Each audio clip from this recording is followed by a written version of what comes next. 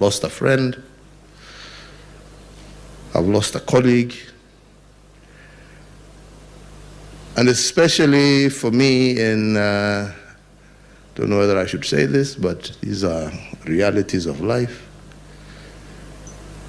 In the last year, in a good part of this year, whenever we met, he was very encouraging about some of the challenges that we were going through. And since he had more experience than some of us, he was very encouraging in guiding and telling you how to look at this and how to handle some of these challenges in life, health and otherwise.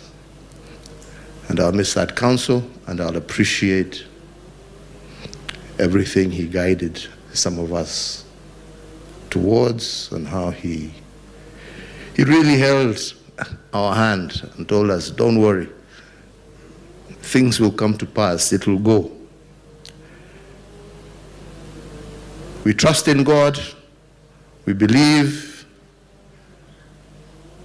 and the reason Frank is lying here is because it is his time.